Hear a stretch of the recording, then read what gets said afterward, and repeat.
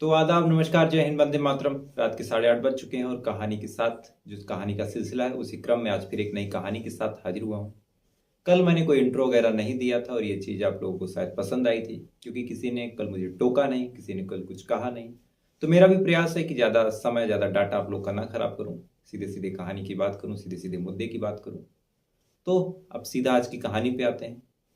आज की जो कहानी है, आज की जो सच्ची घटना है, इस कहानी को बताऊं, इस कहानी को सुनाऊं। कहानी महज 4 शब्दों की होगी, लेकिन इस कहानी में इतनी बड़ी बात, इतना बड़ा मैसेज और ऐसी घटना का जिक्र है जिसके ऊपर अगर आज आप किताब लिखने बैठ जाएं और उस किताब में उन आदमियों की, उन इंसानों की दरिंदगी की, उन इंसानों की सोच के बारे में अगर आप लिखना चाहें तो शायद कई किताबें कम पड़ जाएंगी, आप लिख नहीं पाएंगे।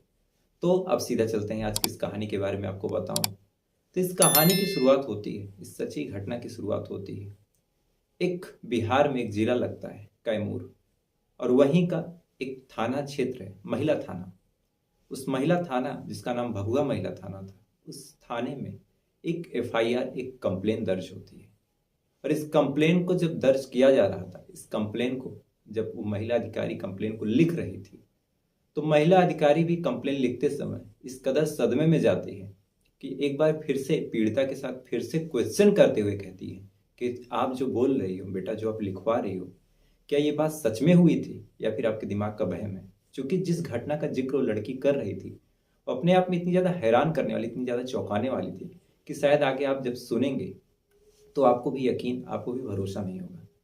दरअसल पीड़िता ने जो कंप्लेन लिखवा रही थी, उसने बताया कि उसका जो घर है एक पहाड़ी के पास, बिहार में एक थाना क्षेत्र है, अघोरा थाना क्षेत्र, उसी के एक गांव में उसका एक घर है। लड़की बेहद गरीब परिवार से थी। गरीबी का आलम कुछ ऐसा था कि घर में टॉयलेट नहीं था, घर में बाथरूम नहीं था। लिहाजा उस बच्ची को, जिसकी उम्र महज 14 साल थी, कक्षा 8 की छात्रा थी, उस लड़की को बाथरूम करने के लिए या फिर फ्रेश होने के लिए, जो नित्य क्रिया होती है उससे निर्वृत्त होने के लिए, पास के ही एक पहाड़ी पे एक झाड़ी के पास अक्सर जाना होता था। डेली का उसका कार्यक्रम था। और इसी क्रम में 26 नवंबर साल 2022, यानी इसी साल के इसी हफ्ते में, वो लड़की अपना डेली का उसका जो काम था, उस काम को निपटाने के लिए पास के ही पहाड़ी के पास जाती है। अब जैसे ही वो लड़की उस पहाड़ी के पास पहुंचती है तो पास में ही 4 लड़के, जो कि बगल के गांव के थे, सीकरी गांव के, वो 4 लड़के हाथ लगाए उस लड़की के इंतजार में पहले से बैठे थे।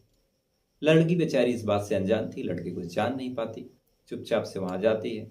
और जैसे ही वहां पे पहुंचती है, ये चारों लोग उस लड़की को उठाते हैं और उठाने के बाद पास के एक दूसरी जगह पे, एक सुनसान इलाके में, क्योंकि उन्हें थोड़ा सा डाउट था कि अगर यहाँ पे मैं इसके साथ रेप करूंगा तो शायद कोई देख लेगा, शायद कोई पकड़ लेगा। लिहाजा वो सारे लोग उस लड़की को उठाते हैं और एक बस के पीछे एक सुनसान इलाके में लेके जाते हैं। अब एक लड़का उस लड़की के साथ दरिंदगी कर रहा है, उस बच्ची के साथ, 14 साल के मासूम के साथ गलत काम कर रहा है।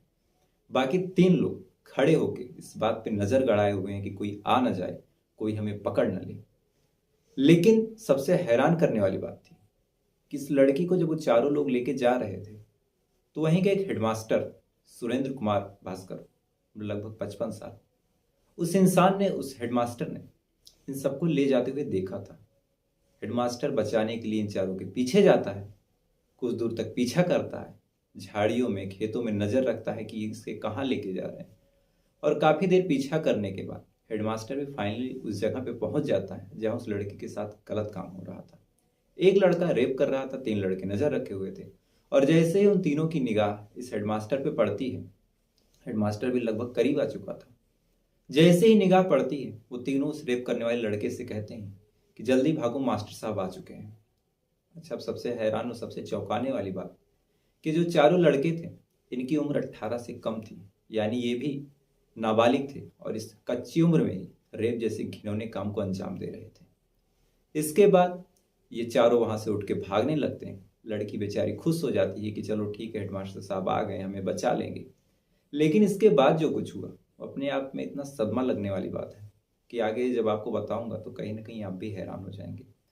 दरअसल हेडमास्टर जब आता है और बच्ची को लगता है कि हेडमास्टर मुझे बचा लेगा, तो हेडमास्टर उस बच्ची को जब उस हालत में देखता है तो इस हेडमास्टर को भी, जिस बच्ची को शायद वो कभी पढ़ाया रहा हो, जो बच्ची सुबह शाम उसे नमस्ते कर रही होगी, शायद उसे प्रणाम कर रही होगी, उस बच्ची को जब हेडमास्टर देखता है तो देखने के बाद उस बच्ची के अंदर भी इस हेडमास्टर को हाड़ मांस और सिर्फ शरीर नजर आता है।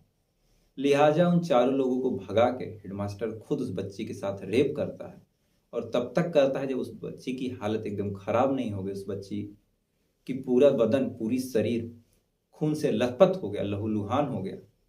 अब बच्ची की जब ऐसी हालत हो जाती है तो उस हेडमास्टर ने उस बच्ची को एक झाड़ी में फेंका, और फेंकने के बाद खुद वहां से भाग गया और बच्ची को हिदायत दी कि इस घटना के बारे में किसी को बताना मत, और मैंने ही तुमको इन सबसे बचाया है। आप उस हेडमास्टर की बेशर्मी देखिए कि रेप करने के बाद कह रहा है कि मैंने ही तुमको सबसे बचाया है। बच्ची एक झाड़ी में कुछ देर तक पड़ी रहती है, उसके बाद उसे होश आता है, और होश आने के बाद जैसे तैसे अपने आप को संभालती है, अपने कपड़े वगैरह पहनती है और घर पे आती है, और अपनी माँ को ये सारी बातें जब बताती है तो ना केवल माँ हैरान परेशान थी, बल्कि जिसने भी सुना, जिसने भी जाना कि एक हेडमास्टर जिसे एक लड़की सुबह प्रणाम, रात को प्रणाम, शाम को प्रणाम करती थी, पैर छूती थी, उस हेडमास्टर ने पहले 4 दरिंदों से उसे बचाया और फिर खुद फाइनली उस लड़की का रेप किया। फिलहाल पुलिस ने उस हेडमास्टर को गिरफ्तार कर लिया, बाकी 4 लोग अभी तक फरार हैं।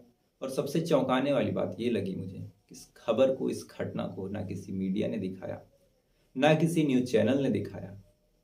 अमूमन किसी विदेश की कोई बड़ी घटना होगी या फिर कोई दूसरी घटना होगी, किसी श्रद्धा वाकर का केस हुआ, सारे मीडिया कर्मी, सारे जितने लोग क्राइम स्टोरी सुनाते हैं, बड़े से बड़े चैनल हैं, 5-5 दिन से उसी स्टोरी को कवर कर रहे हैं कि नार्को टेस्ट में ये हुआ, इस चीज में ये हुआ, आज श्रद्धा का सर मिल गया, आज उसका घुटना मिल गया। अच्छी बात है, करनी चाहिए, लेकिन ऐसी चीजों पे भी आपको नजर गड़ानी चाहिए, क्योंकि जान जान होती है, चाहे किसी श्रद्धा की हो, चाहे 14 साल की बच्ची की हो, चाहे किसी दूसरे इंसान का हो। हर घटना पे आपकी नजर होनी चाहिए, कम से कम 2 शब्द अगर आप बोलेंगे तो मीडिया का ऐसा प्रेशर होता है कि अगर सही से मामला सामने लाया जाए तो जो मुजरिम है कड़ी से कड़ी सजा उन्हें मिल सकती है। तो कहानी भले ही छोटी है, लेकिन कहानी को सुनाने का सबसे बड़ा मकसद यही था कि इस घटना को किसी ने कवर नहीं किया, तो मैंने सोचा कि इस कहानी को, इस घटना को आपके सामने रखूं, और आपसे यही उम्मीद है कि इस घटना को, इस वीडियो को आप शेयर करेंगे, ज़्यादा से ज़्यादा प्यार देंगे, ताकि वीडियो सब तक पहुंचे, उस बच्ची के साथ इंसाफ हो, उस हेडमास्टर को सजा मिले, उन 4 लड़कों को सजा मिले। और आपको इस वीडियो के बारे में, इस कहानी में आपकी क्या राय है, क्या दिलचस्पी है, या फिर क्या आपका कमेंट है, वो मुझे ज़रूर बताइएगा। और पहली बार कह रहा हूँ कि इस वीडियो को आप शेयर कीजिएगा, ज़्यादा से ज़्यादा लोगों तक पहुँचाइएगा। तो फिलहाल ये थी पूरी कहानी। अगर कहानी आपको पसंद आई हो तो वीडियो को एक लाइक कर लीजिएगा, चैनल को सब्सक्राइब कर लीजिएगा। कोई सुझाव, कोई सजेशन, कोई कमेंट अगर आप देना चाहें तो प्लीज़ करिएगा। तो अब आपसे कल फिर मुलाकात होगी किसी नई कहानी के साथ, तब तक अच्छे रहिए, खुश रहिए। जय हिंद, वंदे मातरम।